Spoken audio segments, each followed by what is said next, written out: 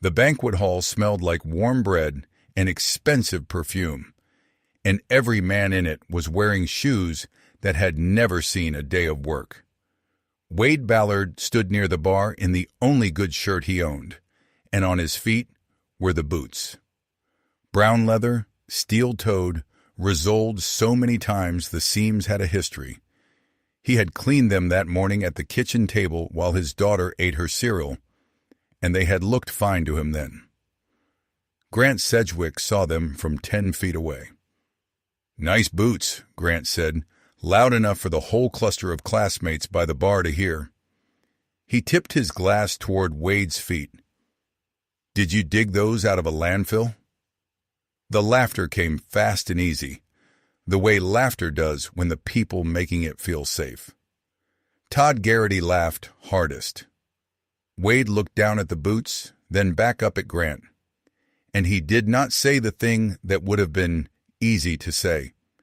He had a daughter at home who was learning how people should treat each other by watching how her father let himself be treated. So he only nodded, a small motion, and let it pass. "Some of us grew up," Wade, Grant added. He turned his wrist so the gold watch caught the light. "You should try it. Before you go any further, keep your eye on those worn-out boots.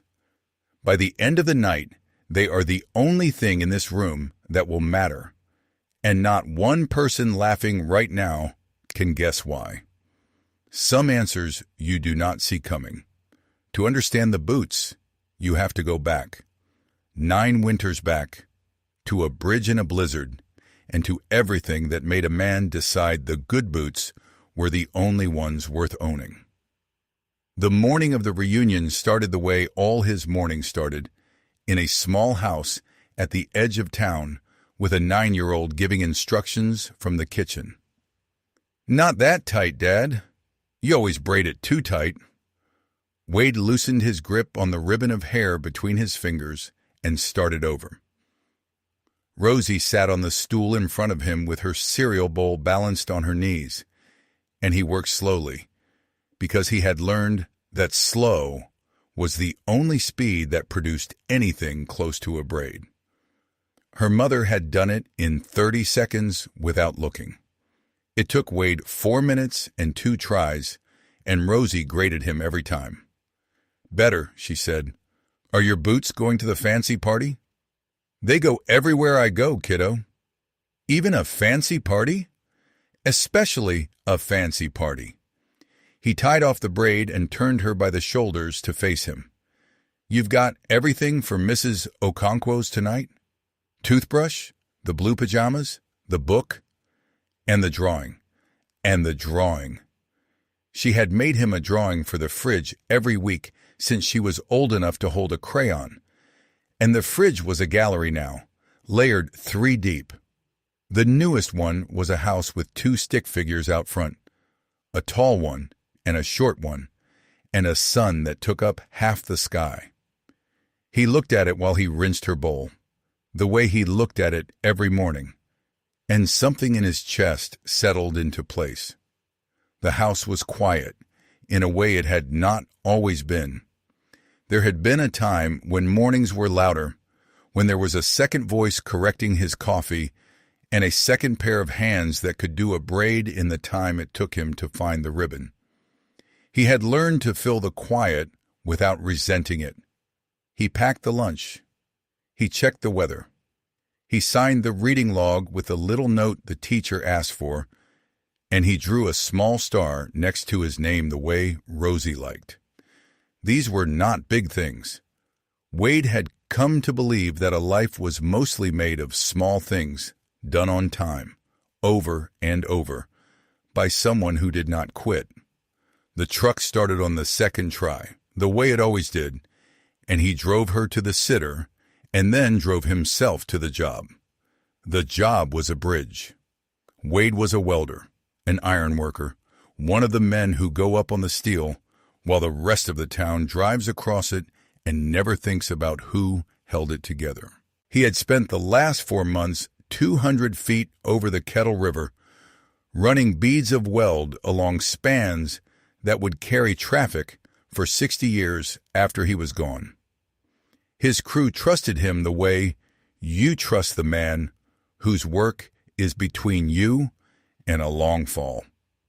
The foreman had offered him the foreman's job twice. Wade had turned it down twice because the foreman worked late and Rosie needed him home.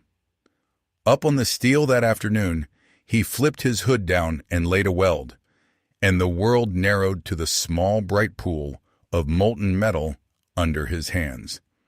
This was the thing he was good at, the thing no one at the reunion would ever see.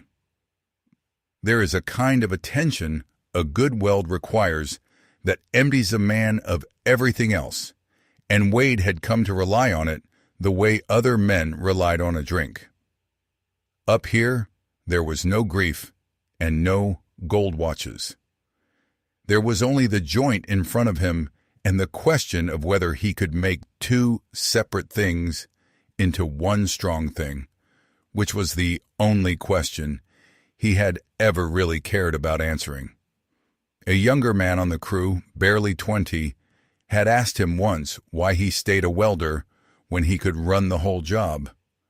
Foreman goes home when the last man goes home, Wade had told him. I go home when a 9-year-old needs her dinner. That's the whole answer. The kid had nodded like he understood, which he did not yet, but he would. He signed the day's well log the way he signed everything, plain and sure, W. Ballard, and he climbed down and went home to get ready for a party he did not want to attend. He had not always been a man who went home to an empty half of the bed. He had met Shelby at a county fair in the summer of 2011 at a welding demonstration where he was showing kids how to fuse two pieces of steel into one. She was the school nurse, there to make sure no child got too close to the sparks, and she had watched him work with her arms folded and a look on her face he could not read. You mend things for a living, she had said afterward. I guess I do. I like that. And that had been the beginning of it. They married in 2013 in a small ceremony where half the guests were teachers and half were men who worked with their hands, and both halves got along better than anyone expected. She was not scared of a man who came home covered in the day's grit, and he was not scared of a woman who spent her days pressing bandages on scraped knees and telling frightened people they would be all right. They were both, in their way, in the business of holding broken things together. She used to say they were the same trade, that she welded people, and he nursed steel, and she would laugh at her own joke every time as if she had just thought of it. For a few years it was the good kind of ordinary, the kind you do not notice you are living inside of until it is gone. Then it was 2021, and the doctor used a word neither of them wanted, and the house filled up with pill bottles, arranged in long, careful rows on the kitchen counter. Shelby organized them herself, by the hour, in a plastic case with the days of the week printed on it, because even sick, she was the one who took care of the taking care. Wade learned the names of medicines he could not pronounce. He learned to be steady in a hospital chair. He learned, most of all, that there are some things you cannot mend no matter how good your hands are, and that the only thing left to do then is to stay and hold on and not look away. Shelby died in the spring of 2023. Rosie was 6. Wade learned, in the months after, how to be 2 parents at once, how to braid hair and pack lunches and answer questions about heaven at bedtime with a voice that did not break. He had already survived the hardest room he would ever stand in. A banquet hall full of men in nice shoes did not frighten him.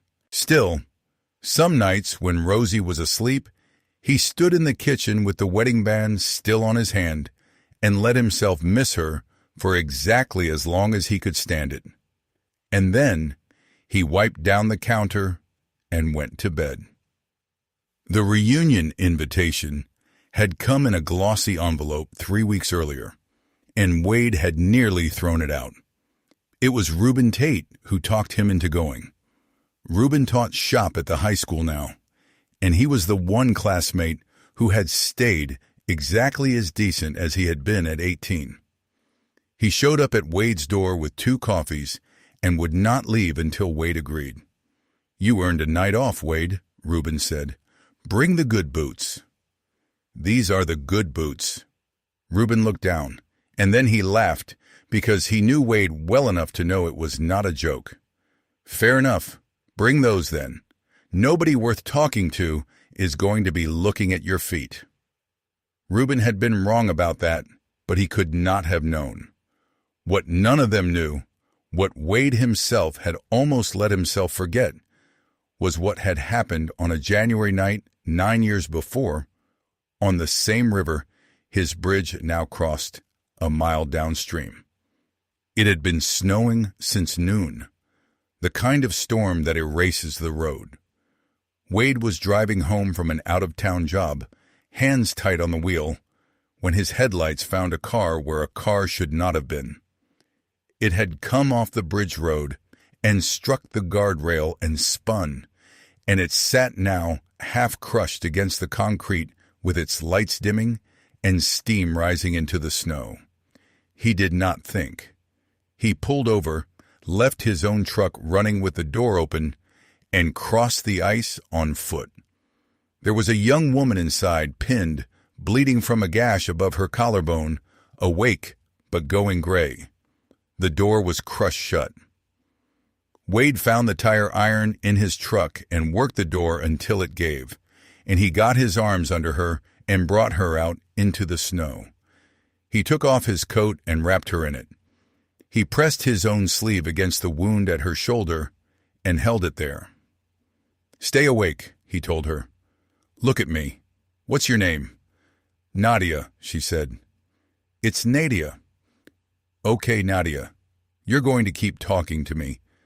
Tell me about anything. Keep those eyes open." He kept her talking about a dog she had as a child, while the snow came down on both of them and the blood soaked warm through his sleeve. She told him about the dog, a mutt named Biscuit, and about the street she grew up on. And every time her eyes started to drift, he squeezed her hand and asked another question. What was the dog's favorite thing? What color was the house? He did not have training, not the kind that hangs on a wall. He had a job site safety card and the instinct of a man who spent his life keeping heavy things from falling. He knew how to stay calm when calm was the only thing between a bad situation and a worse one.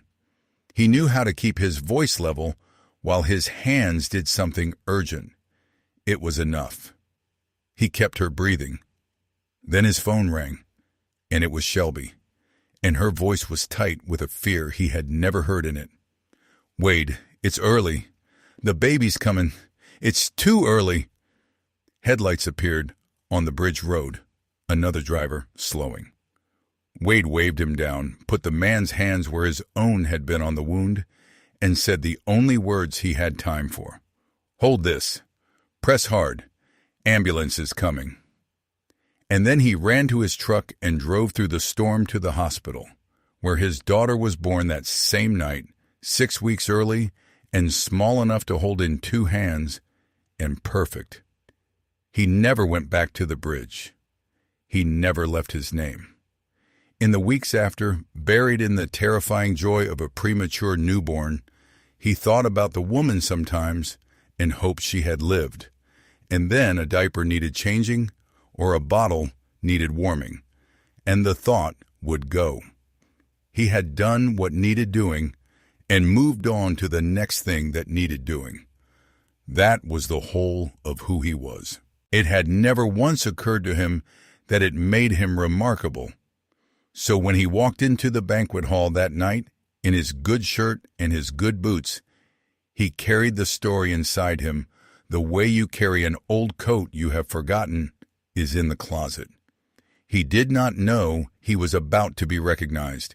He only knew that a man named Grant had just compared his boots to garbage and that the room had laughed. It got worse before the keynote, the way these things do. Whitney Corral, who had run the committee and clearly run it toward a certain kind of guest, checked her list and seated Wade at the far table by the doors, the one for the people who had not bought the good ticket. Grant held court 3 tables up, passing his phone around with photographs of buildings he had put his name on, glass towers with his face reflected in them. Todd Garrity drifted over to Wade's table with a drink he did not need. "Still swinging a hammer, Ballard?" Todd said. "Man, 20 years. Thought you'd have figured out an easier way to make $1 by now." "It suits me," Wade said. "What are you driving these days?" Grant had come over now, drawn to an audience like a plant to light. "Still that same tetanus shot on wheels? I saw it in the lot. Thought somebody's yard sale had wandered in." The table laughed, softer this time, some of them uncomfortable. One woman near the end of the table, a classmate Wade half remembered, looked down at her plate and did not laugh at all. And Wade caught it and gave her a small nod, one decent person acknowledging another across a table of noise. Wade set down his water and looked at Grant with something that was almost kindness, because he had learned that men who need to make other men small are rarely happy, and he had a hard time hating an unhappy man. "It gets me where I'm going," Wade said. "Starts on the second try, every time." He did not give them a scene. There was a girl at home learning how to be a person by remembering how her father acted when he thought no one important was watching. And Wade never forgot that everyone was someone's father's example. He excused himself and stepped into the hallway and called home. "Are you being good for Mrs. Okonkwo?" "We made popcorn," Rosie reported. "Did they like your boots?" He smiled at the wall. "They noticed them." "Good. They're your best ones." She said it with the total certainty of a 9-year-old, and it steadied him more than she could know. He told her he loved her to the moon, and she told him to the moon, and back, and he put the phone in his pocket and squared his shoulders and walked back in, because leaving early would have felt like letting them win, and he had stood in worse rooms than this. He was still standing near the back when Whitney tapped the microphone and the lights came down.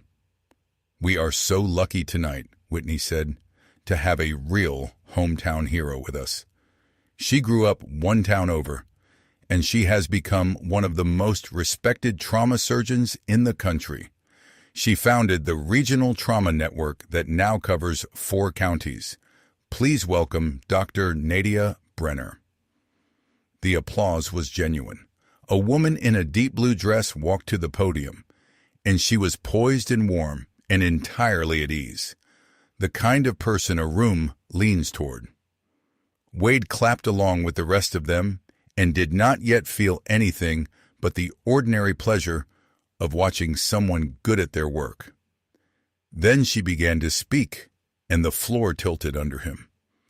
"I want to tell you about the night I should have died," Nadia said. The room went quiet in the particular way rooms go quiet when they realize this is not a normal speech. 9 years ago in January, I lost control of my car on a bridge over the Kettle River in a snowstorm. I was 26. I was a paramedic student, which is a fancy way of saying I knew just enough to understand exactly how badly I was hurt. I was pinned, I was bleeding, and the road was empty, and it was snowing so hard I could not see the far side of the bridge. Wade had gone very still. Around him the room listened, rapt, and none of them knew what he knew, which was the ending of this story. He knew it better than she did. He knew what it had smelled like and how cold the concrete had been and what her voice had sounded like when it said its own name. A man stopped, Nadia said. I never learned his name. He pulled me out of that car with his bare hands. He gave me his coat. He put his own arm against the wound to stop the bleeding, and he kept me awake and kept me talking until another driver came. And then, the moment he knew I was in someone's hands, he was gone. He vanished into the snow. I woke up in a hospital 2 days later, and he was not there. And I have never, in 9 years, been able to find him to say thank you. She paused, and her composure flickered, just once. Wade made his decision the way he made all his decisions, quietly and without argument. He would not claim it. He would not stand up in a banquet hall and turn a surgeon's miracle into a story about himself. Would not take her moment and make it his. Let her keep it clean. He reached for his coat on the back of the chair and stood to go, meaning to slip out the doors he had been seated conveniently near, and be gone the way he had been gone before. But Nadia was still talking, and what she said next stopped him with one boot already turned toward the exit. People ask me why I became a trauma surgeon, she said. It is because of him. Everything I have done, every person I have put back together in an operating room, I have done because a stranger decided my life was worth ruining his night for. I never saw his face. The snow took everything. I have only ever remembered one thing about him. One single detail I have carried for 9 years. She looked out at the room. His boots, she said, worn straight through, resoled and resoled and resoled again. The boots of a man who works for a living, kneeling in the snow next to a girl he had no reason to save. And her eyes, sweeping the room the way they must have swept 100 rooms in 100 halls over 9 years of telling this and hoping, landed on a man standing by the doors with his coat in his hand. They landed on his boots. She stopped. The whole room, which had been watching her, turned to see what she was seeing. 200 faces swung toward the back of the hall, toward the man Grant Sedgwick had compared to garbage 1 hour before. I would know those boots anywhere, Nadia said, very quietly, and the microphone carried it into total silence. Wade stood frozen, with his coat half on. 9 years, Nadia said, and she was not performing now. Her voice had come apart at the edges. I have told this story in every hall that would have me, hoping the man in the worn boots would be sitting in one of them. Sir, she stepped down from the low stage. Was it you? On the Kettle River Bridge? He could have lied. He was good at slipping out of rooms. But she was looking at him the way Shelby used to look at him, straight through to the middle, and he had never in his life been able to lie to a woman who looked at him like that. You were asking me to stay awake, Wade said. His voice was rough. I told you to keep your eyes open. You told me about a dog you had when you were little. A sound went through the room, a collective intake of breath. His name was Biscuit, Nadia said. And then she was crossing the banquet hall, past the good tables and the bad ones, past Grant Sedgwick with his gold watch, straight to the man by the doors, exactly the way the whole night had been quietly promising she would. She stopped in front of him. Up close he could see the faint white line of a scar above her collarbone, the one his sleeve had pressed against in the snow, healed now for 9 years. You saved my life, she said, and you never let me say thank you. You looked like you had it handled, Wade said, which was not true, and they both knew it, and she laughed the way people laugh when they are also crying.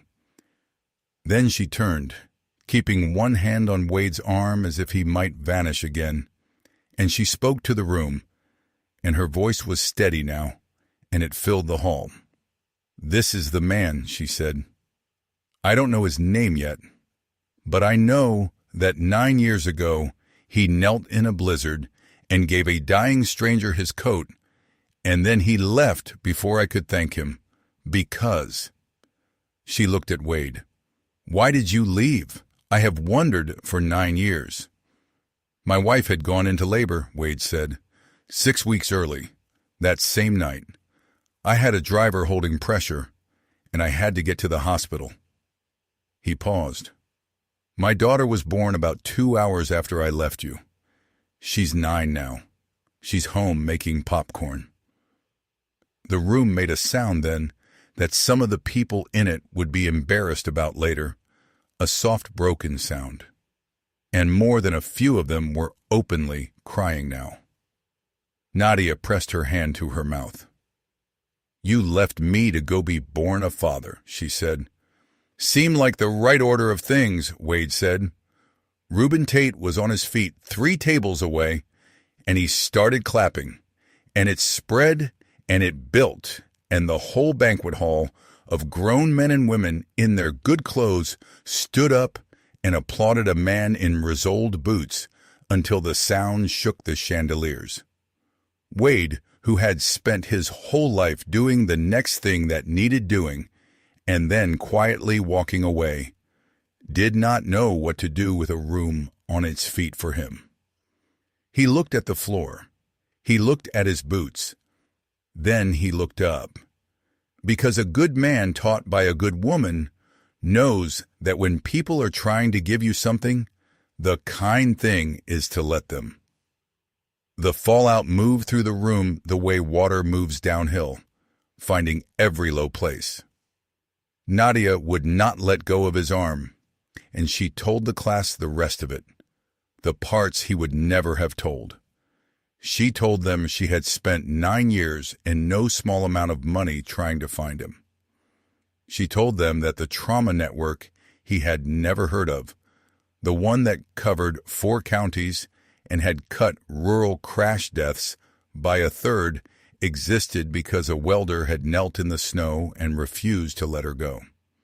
She told them that every surgeon she had trained, every protocol she had written, traced back to a pair of worn boots. "You built the bridge, too, didn't you?" she said, suddenly turning to him. "The new one. I read they finished it last month. That's your crew." "I welded 3 spans of it," Wade said. "Didn't think it'd come up tonight." "You saved my life on the old bridge," Nadia said, "and then you went and built the town a better one." Grant Sedgwick had gotten to his feet somewhere in there, and he made his way over with the particular smile of a man trying to get back on the winning side of a room. "Wade," he said. "Wade, buddy, I was just messing around earlier. You know that, right? The boots thing, it was just—" He trailed off because no one was laughing with him, and a man like Grant is only ever as tall as the laughter under him. Wade looked at him, and there was no triumph in his face, which somehow made it worse for Grant than triumph would have been. "It's a good pair of boots, Grant," Wade said simply, and turned back to Nadia. Whitney Correll, who had seated Wade by the doors, appeared with a flush high on her cheeks and quietly, without announcing it, had a place cleared for him at the head table next to the guest of honor. She did not meet his eyes when she did it. It was, in its small way, an apology, and Wade accepted it the way he accepted everything, without making the giver feel the weight of it. Others came to him too, all evening, in 1s and 2s. A man Wade had not spoken to in 20 years gripped his hand and could not quite find the words.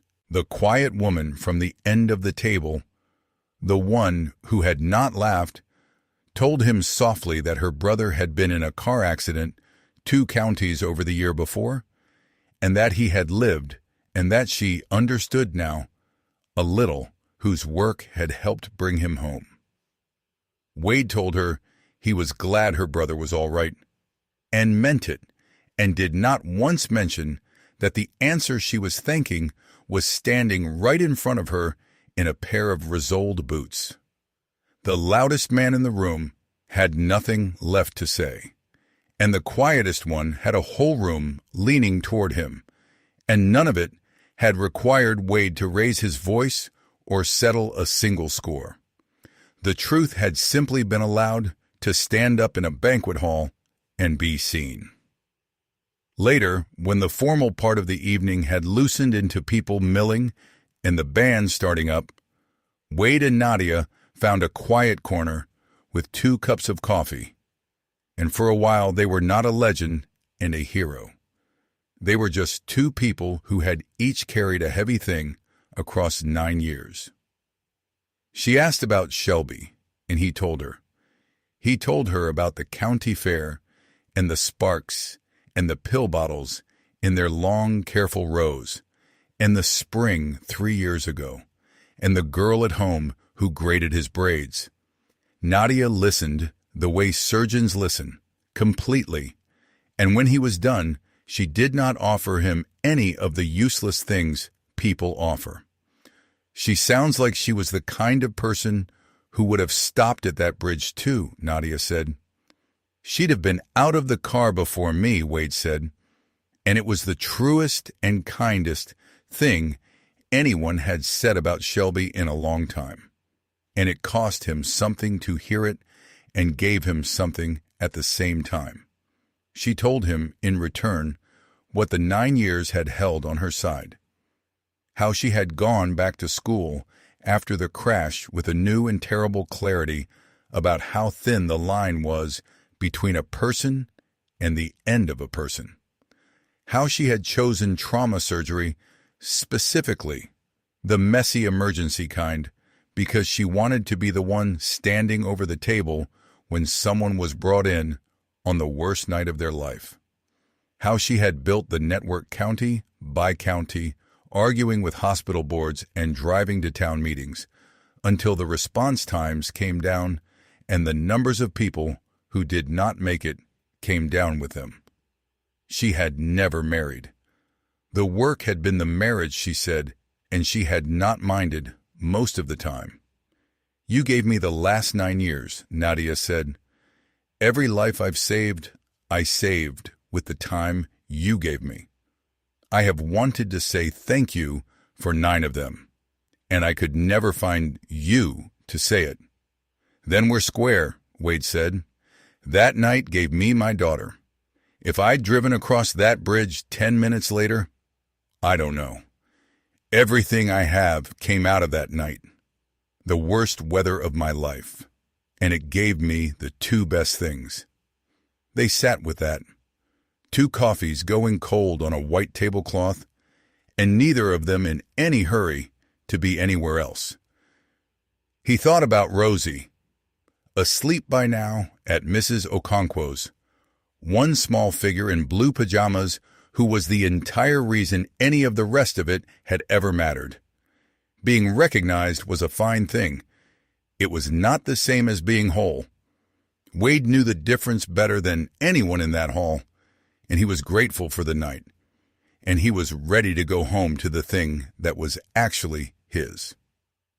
But the night was not quite finished being generous. In the weeks that followed, Nadia kept finding reasons to be in town.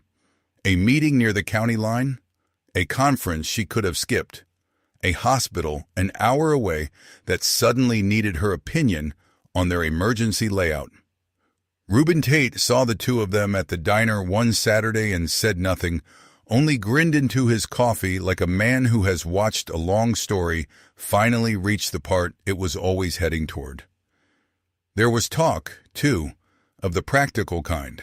The Trauma Network ran a program that sent teams out to teach ordinary people how to help before the ambulance arrives, the exact thing Wade had done by instinct on a frozen bridge. Nadia wanted him to help build it, to stand up in firehouses and school gyms and show people with their own hands how to keep someone breathing. You already know how to teach, she told him. You taught that whole crew of yours. Teach the rest of us. Wade said he would think about it, which, from Wade, meant yes. She and Wade walked the new bridge one evening, the one he had welded, and she put her hand on the cold rail he had run a bead along and looked down at the black water where the old bridge used to be, and she was quiet for a long time. I'm not looking for anything, she said finally. I want to be honest about that. I spent 9 years looking for one thing, and I found it, and I don't want to turn you into a second project. But I also don't want to lose you twice. So I'm going to keep finding reasons to be in this town, and you can tell me to stop whenever you want. You know where the boots are, Wade said, which was as close as a man like Wade came to saying, please don't stop. And Nadia understood it perfectly. She met Rosie a few weeks after that, on neutral ground, at the diner where Wade and his daughter went for pancakes on Saturdays. Nadia did not try too hard, which was the right move with a 9-year-old, and Rosie studied her over a stack of pancakes with the frank assessing gaze of a child who has decided she gets a vote in her father's life and intends to use it. My dad saved you, Rosie said. It was not a question. He did, Nadia said. He gave me his coat. It was a very good coat. He gives everybody his coat, Rosie said, with the weary pride of someone who has watched it happen at bus stops and grocery stores. She chewed. She considered. Then she leaned over to her father and whispered, in the way children whisper, which is not quietly at all. She's nice. Keep her. Wade looked at his daughter and then at the surgeon across the table, who had gone slightly pink, and he thought about how strange and good it was that the worst weather of his life had, 9 years later, blown all the way around and come back as this. He did not answer Rosie out loud. He just reached over and squeezed Nadia's hand once on the table where his daughter could see it. And Rosie nodded to herself as if a piece of important business had been concluded to her satisfaction and went back to her pancakes. At home there is a small kitchen table, and for a long time only 2 places were ever set at it. The boots stand by the door where they have always stood, resoled again this spring, ready for morning. Rosie's newest drawing is on the fridge, and it has 3 figures out front of the house now, a tall one, and a short one, and a third one in a blue that might be a dress, under a sun that still takes up half the sky. The men who laughed at the boots had spent 20 years measuring one another by what they could show, the watches and the towers and the cars in the lot. Wade Ballard had spent those same 20 years being measured by something else, by what he would give when it cost him everything and paid him nothing, on a night when no one was watching and no one would ever know. One kind of worth wears a gold watch and needs a room to laugh for it. The other kind kneels in the snow and gives away its coat and then goes home to raise a daughter and build a better bridge and asks for nothing and gets resoled and keeps walking. On the porch, the light comes on against the evening. Inside, 3 places are set at the small table, and by the door, waiting for the morning and whatever it needs doing, sit a pair of worn boots that turned out, in the end, to be the most valuable thing in any room they ever walked into.